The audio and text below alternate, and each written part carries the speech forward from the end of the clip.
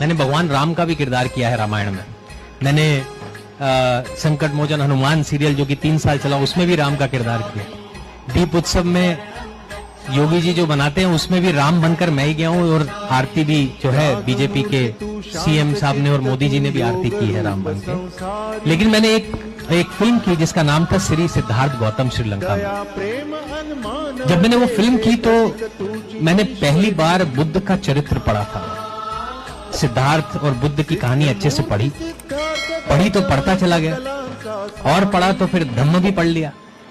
अब जब ये सब कुछ कर लिया और वो फिल्म तैयार हुई, और वो श्रीलंका की आज तक की सबसे बड़ी हिट फिल्म है, बहुत बड़ी हिट हुई वहां पर, लेकिन वहां पर मुझ में जो परिवर्तन आया वो मेरे लिए एक बहुत बड़ा बदलाव था मेरे जीवन का।